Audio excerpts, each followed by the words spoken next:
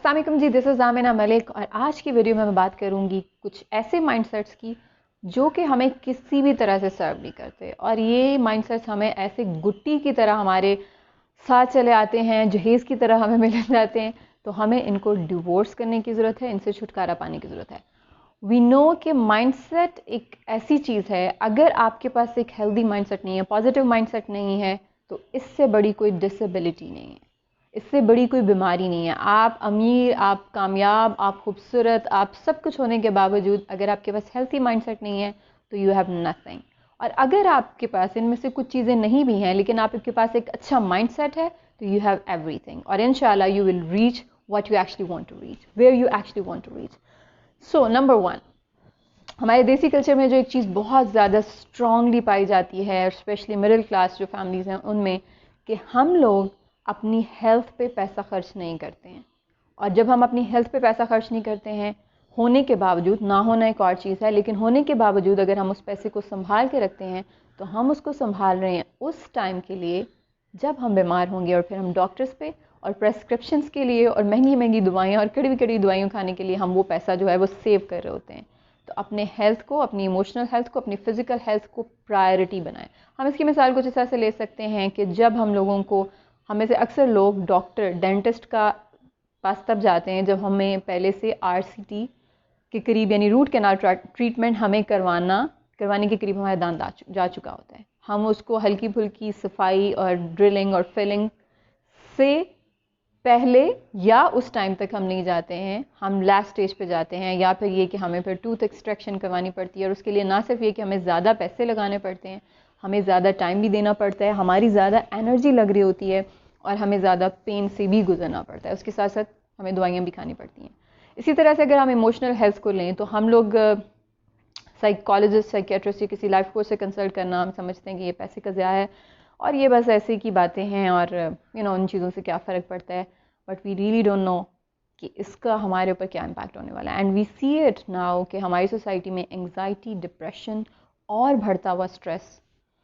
It's like getting so stronger now कि हर patient जो दूसरी दवाइयाँ खा रहा है उसके साथ साथ वो एंग्जाइटी की मेडिसिन खा रहा है, वो स्लीपिंग पिल्स खा रहा है, वो डिप्रेशन के लिए मेडिसिन ले रहा है। और यस, ये एक ऐसी चीज़ है जो कि हमारे लिए बहुत नुकसानदेह है। हमें चीज़ों को, उनको टाइमली ट्रीट करना है, अपनी हेल्थ पे इन्वेस्ट करना शुरू करें, अपनी इमोशनल हेल्थ पे इन्वेस्ट करना शुरू करें। और यकीन मानिए आप वो बहुत सारा टाइम, एनर्जी और पैसा भी बचा रहे होंगे जो कि फ्यूचर में आपको, जब आप 40s में जाते हैं या maybe even before that, because now when I talk to my clients, उनमें से बहुत सारी ऐसी हैं who are in their 30s और स्टिल उनको बहुत सारी ऐसे मसाइल का सामना करना पड़ चुका है जिसमें उनको इन्फ्लेमेशन हो जाती है। और वो लोग, और लाइक वी नो कि एंग्जाइटी या डिप्रेशन या स्ट्रेस एक ऐसी चीज़ है जिसमें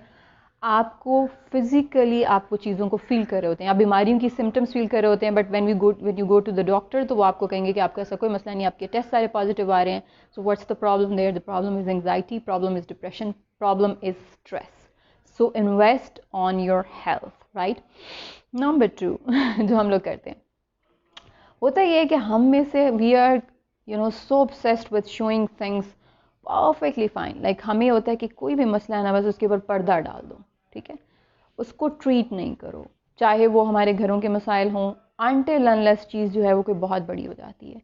हम लोग ऑथेंटिसिटी, वल्नरेबिलिटी, हमारी जो एक होलनेस है, लाइक जो चीज़ हमें होल बनाती है, we are all human, we all go through struggles. हम सबकी स्ट्रगल्स मुख्तलिफ हैं, लेकिन हम में से हर इंसान ज़िंदगी में स्ट्रगल्स को फेस करता है।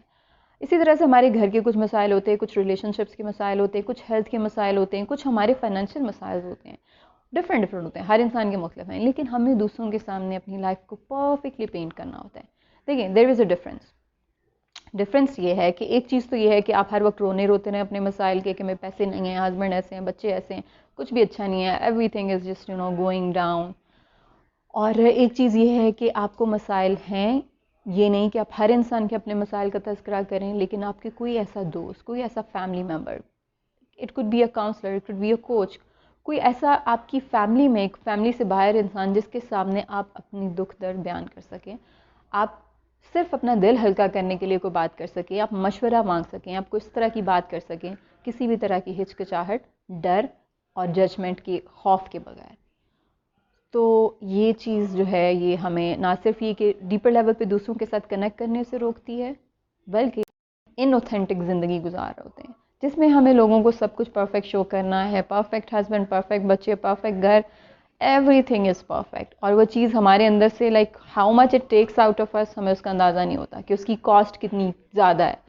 तो वल्नरेबल होना सीखें, ऑथेंटिक होना सीखें, और चीज़ों पे पर्दे ना डालें। आपको हेल्प की ज़रूरत है, आप हेल्प सिर्फ काउंसलर और डॉक्टर से ही नहीं मांगी जाती, हेल्प अपनी फैमिली मेम्बर से भी मांगी जाती है, हेल्प बच्चों से भी मांगी जा सकती है, स्पाउस से मांगी जा सकती है, फ्रेंड से मांगी जा सकती है, कज़न से, बहन से, any one in the family member. But yes, we need to seek help from the right people. हर इंसान भी उसके पास इतना राइट नहीं होता कि हम उसके साथ अपनी अपनी जो भी बात है उसको शेयर कर सकें और हम उस पर ट्रस्ट कर सकें। Only the people who have won your trust, you can share your problems and your stories with those people. तो अपने माइंडसेट को चेंज करें, and believe me, you will reach where you want to reach. और हमारे religion में भी इसका बहुत ज़्यादा इस पर एम्फसाइज़ किया जाता है, गुमान जिसको बोला जाता है, कि जैसा गुमान होगा वैसी ही दुनिया आपको मिलेगी। तो अगर आपका गुमान ही मनफी है, अगर आपका पर्सपेक्टिव देखने का तरीका, सोचने का तरीका, आपका माइंडसेट जो है वो इस तरह से है, तो फिर you are not going to be where you want to go, financially, emotionally, spiritually, physically, whatever, like जो भी आप करना चाहते हैं। आपको वीडियो कैसी लगी, अपना फीडबैक देना ना भूलिएगा। I always welcome your feedback, चाहे वो किसी भी तरह का हो,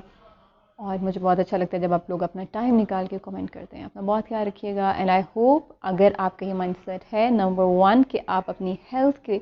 ऊपर इन्वेस्ट नहीं करते हैं, you remember that you are saving that money for doctor visits, या आप उस टाइम के लिए पैसे बचा रहे हैं जब आप डॉक्टर्स पे जाएंगे और उनके क्लिनिक्स में 1 मिनट के लिए जाएंगे, and then you will be paying heavy amounts, and then you will taking a prescription, और फिर आप उसको खाएंगे, और उसके बाद it will be I always say कि जब हम कोई भी बीमारी को इस जगह पे ले जाते हैं कि उसके लिए हम दवाई मुसलसल खानी पड़ रही है, तो एक तो हमारी बॉडी जो है वो पहले से उस बीमारी के साथ लड़ रही है, और अब उसको एक्स्ट्रा वो जो दवाई हमने खाई है उसको ठीक करने के लिए उसके साइड इफ़ेक्ट्स के साथ भी लड़ना है। तो येस, आप उस चीज़ से बचने के लिए इट्स वेरी इंपॉर्टेंट कि आप जो हैं वो अपनी हेल्थ पे इन्वेस्ट करें। और दूसरा, मैंने ये बोला कि चीज़ों को, हमें हर एक को सब कुछ परफेक्ट दिखाने की ज़रूरत नहीं है। इसकी मिसाल कुछ इस तरह से भी ली जा सकती है कि जैसे अगर आपकी कोई फ्रेंड घर आई है तो हम लोग ऐसे ज़बरदस्त तरीके से तैयारी करते हैं, तबीयत ठीक नहीं भी है, yes we want other people to have comfortable environment, एक साफ़ सुथरी जगह पे उनको बैठाएं, ये सारी चीज़ें ज़रूरी हैं, but there has to be a limit to that. ठीक है, अगर आपकी तबीयत ठीक नहीं है, थकी हुई है, सर में दर्द है, कोई बात नहीं, लेट जाएं, कपड़े लॉन्ड्री फोल्ड होने वाली पड़ी है सोफा पे, नो प्रॉब्लम। अगर आपकी कोई फ्रेंड आपको उसके साथ नहीं कर रही एक्सेप्ट, आई डोंट थिंक कि वो आपकी ट्रू फ्रेंड है, राइट। सो चीज़ों को कॉम्प्लिकेट ना करें, ऑथेंटिक होना सीखें, वल्नरेबल होना सीखें, जहाँ पे हेल्प की ज़रूरत है हेल्प मांगें, जहाँ पे इमोशंस शो करने की ज़रूरत है बिल्कुल इमोशंस शो करें, जहाँ पे बताने की ज़रूरत है कोई चीज़ आपको अपसेट कर रही है तो वो भी बताएं। ये नहीं कि आप ऊपर से सब कुछ सही रखें, नहीं मुझे तो बुरा नहीं लगा, जबकि आपको अंदर से बहुत बुरा लग रहा है, और बाद में आपका पता नहीं कितने घंटे उसी चीज़ में गुजरने वाले, इनफैक्ट पूरा हफ्ता एक उसी चीज़ में गुजरने वाला है, that you are going to think about that particular thing, उसने मुझे ऐसा क्यों बोला, उसने ऐसे क्यों कहा। तो yes my sister, this is time to change your mindset. अपना बहुत ख्याल रखिएगा, लव यू सिस्टर्स, अल्लाह हाफ़िज़।